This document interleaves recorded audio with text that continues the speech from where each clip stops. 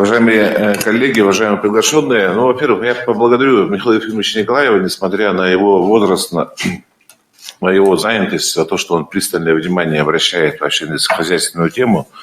И по его инициативе мы рассматриваем на парламентских слушаниях закон о личном подсобном хозяйстве и реализацию. Конечно, он был принят в 2000 году. Туда были внесены два изменения в 2003 и 2005 годах. Конечно, мы должны согласиться с тем, что носит рамочный характер. Но, тем не менее, в Республике Саха-Якутия личные подсобные хозяйства со времен, конечно, этого ликвидации или самоликвидации наших организованных форм в виде совхозов, они получали государственную поддержку в том или ином виде. Потому что у руководства республики во все года было твердое убеждение в том, чтобы, если мы не сохраним сельское население, то, в принципе, этот вопрос будет очень ударять по коренным интересам коренного населения, потому что у нас все представления о самобытности народа, о идентичности народа в основном не связаны, конечно же, с сельской местностью.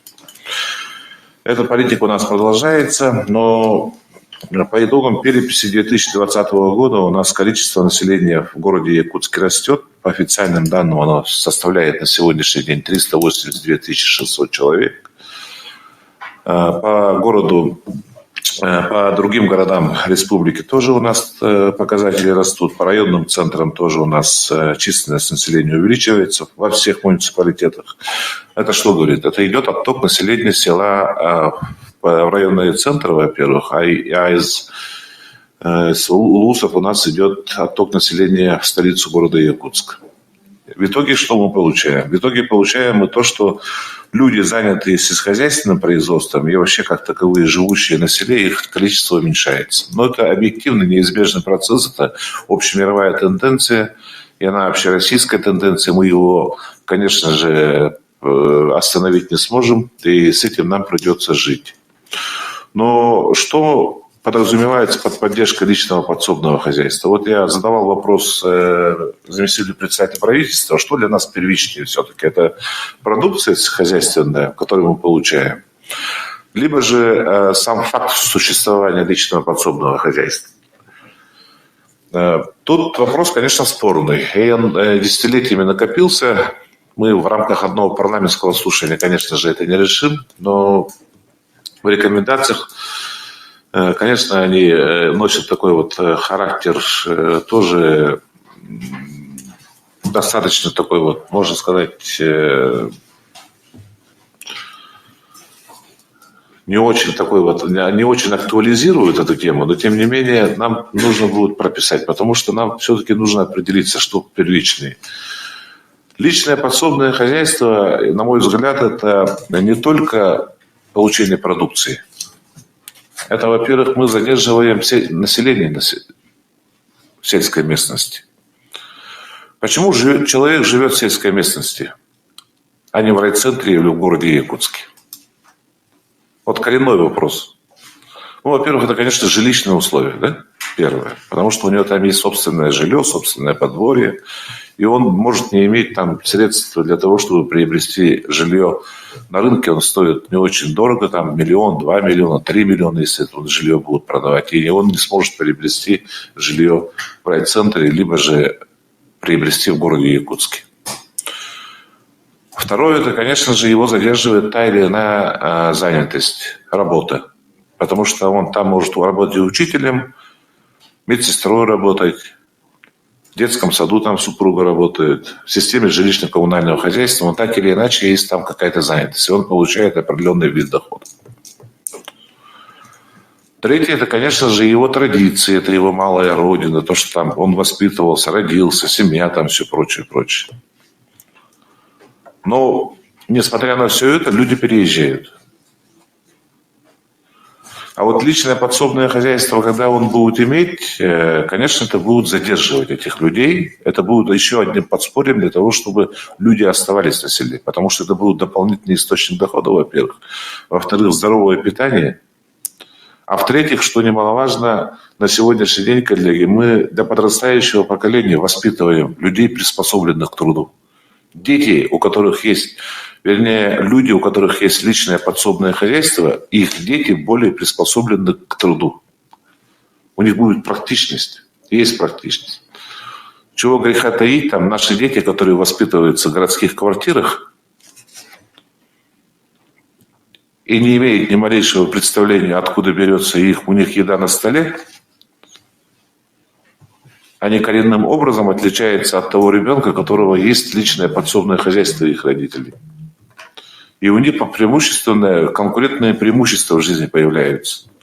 Потому что если мы создадим там определенные условия для получения общего образования качественного, этот ребенок, который воспитывался в селе, он будет обладать конкурентными преимуществами по приспособленности к жизни, нежели чем городской ребенок. Это общенациональная наша задача. Вот поэтому личное подсобное хозяйство я предлагаю рассматривать не только с точки зрения получения продукции как таковой. Вот мы 79 тысяч молока надоили в 2020 году, когда давали субсидии независимо от форм собственности. Будет организованная форма хозяйства, будет личное подсобное хозяйство. Потом упали до 58, сейчас вы говорите, что до 64 дойдем. На сегодняшний день, коллеги, нам нужно будет не с точки зрения продукции смотреть, а с точки зрения вообще как такового, для того, чтобы у нас личные подсобные хозяйства существовали как вид в сельской местности. Второе, мы имеем то, что имеем. Это не наша вина здесь сидящих, и вообще не вина не руководства республики прошлых лет, когда мы получаем структуру землепользования в таком виде. Советский Союз рухнул в 1991 году не по вине жителей Республики Саха-Якутия. И система вся эта рухнула. Земля всегда была в общегосударственном и общественном пользовании до 1991 года, а потом резко она в 91-е годы, в 90-е годы, вы же помните, да, всю эту форму? Сначала совхозы были преобразованы в кооперативы, государственные унитарные предприятия, а потом люди в виде паев начали получать скот и землю. Они оформляли в аренду, а потом в течение 2000-х, вот последних лет, 20, начали оформлять собственность. И такая у нас структура землепользования появилась у нас. Что с этим делать? Вот некоторые коллеги, которые сидели здесь, возмущаются от слова кооперация. Ну, кроме кооперации, что мы можем сделать, чтобы объединить этих людей и объединить эти земли? Сейчас мы куда ни приедем в сельскую местность, наши избиратели говорят, у нас, слава Богу, трудолюбивые люди, которые хотят заниматься хозяйственным производством на профессиональной основе, стали появляться. У них одна проблема. Нету земли, говорят, Алексей Ильич. Нюргяна Федоровна, Иван Иванович, там, куда бы ни приедем, нет земли, говорят у нас. Мы хотим нарастить поголовье крупного рогатого скота. Хотим построить коровник там, но нет земли. Рынка земли у нас в Республике Саха-Якутия не сложилось. Тот сельский житель, который жил в начале 2000-х годов в сельской местности, если она ныне живет в городе Якутске, он на всякий случай эту землю сохраняет. И он не хочет продавать. Он отдает в аренду, как в жизни у нас получается, за кусок мяса, либо за килограмм, ящик масла, на лучшем случае для того, чтобы его землю скосили, там, сено. И за счет этого получает там какую-то продукцию у своего сельского соседа. Поэтому вопрос этот очень комплексный. Нам, безусловно, нужно будет по личному подсобному хозяйству в любом случае обращать внимание. И какие-то виды фундаментальной государственной поддержки в будущем обязательно, конечно, мы будем сохранять. На сегодняшний день в Республике Саха-Якутия вот по личному подсобному хозяйству, которое имеет хоть какое-то долговременное значение, да, это лошади и коровы. Мы на сегодняшний день государственную поддержку долговременную делаем в республике. Ну, в каком субъекте Российской Федерации, коллеги, на одно поголовье мы предусматриваем там 30 тысяч, 7 тысяч рублей только для того, чтобы вы держали корову. Но это уже другой разговор, Михаил Семенович. Я вас не перебивал, я прошу культуру парламентскую соблюдать, тем более вы тоже были депутатом Государственного собрания. Поэтому, коллеги, нам с этим мы это должны признать. Второе, вот по скороспелкам здесь звучало, да, несколько раз. Хотя это скороспелки, они вроде бы такой вот роли не играют, но вот Михаил Ефимович не зря обращает, первый президент наш, и в годы, когда он был президентом, все время обращал на это внимание. Потому что они, во-первых, дают определенную доход для наших сельских жителей. Во-вторых, они дают занятость, особенно в летнее время.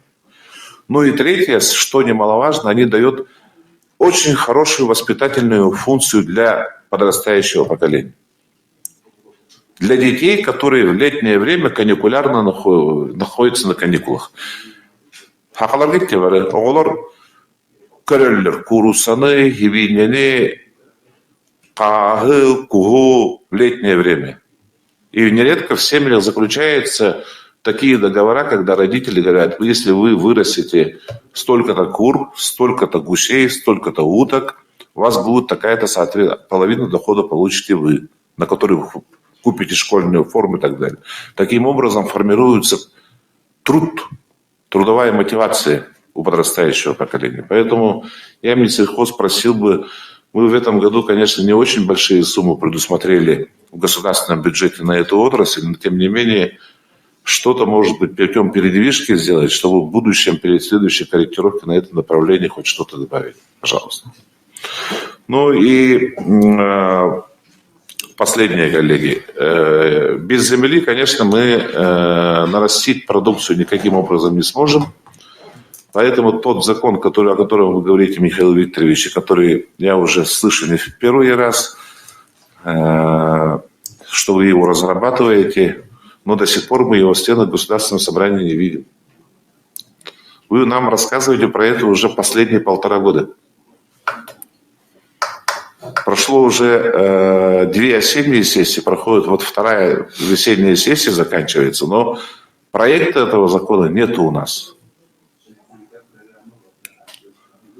Поэтому, если я еще раз вас прошу, ускорьте этот вопрос и внесите этот проект закона нам. Потому что без фонда перераспределения, без земли у нас вообще как таковой мы ни по организованным формам хозяйства, ни по личным подсобным хозяйствам нарастить хозяйственное производство не сможем. Это коренной вопрос. У меня все. Спасибо. Спасибо. Уважаемый Алексей Ильич, уважаемый Михаил Викторович, уважаемые участники парламентских слушаний. Андрей Михайлович, завершаю. По рекомендации Минсельхозу 3-й пункт я предлагаю все-таки конкретизировать вопрос и создать экономические условия для приема сырого молока от личных подсобных хозяйств. Не рассмотреть вопрос, а создать экономические условия. Я в заключение скажу. Да, я предлагаю. Хорошо. Так. Сегодня мы рассмотрели вопрос именно об исполнении закона о лично подсобном хозяйстве граждан Республики Саха-Якутия.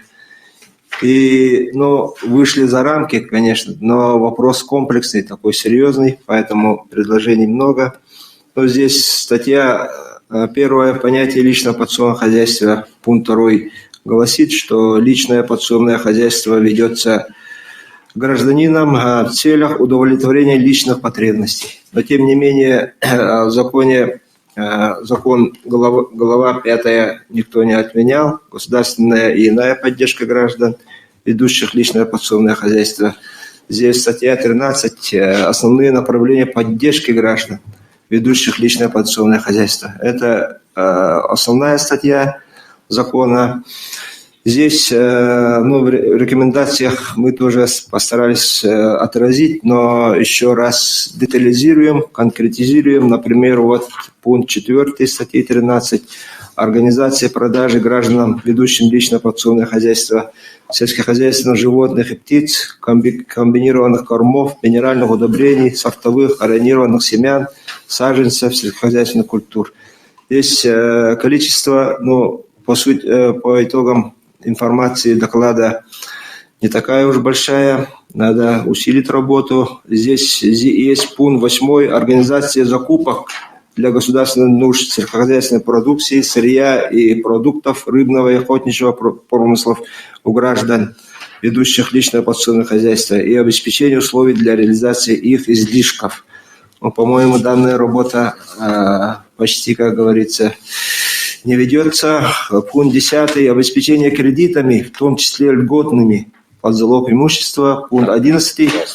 Предоставление налоговых льгот в порядке, установленном налоговым законодательством. Ну, такие предложения надо далее обсуждать. Так, уважаемые народные депутаты, ставлю на утверждение проекта рекомендаций за основу с учетом внесенных предложений и замечаний. Кто за, прошу проголосовать.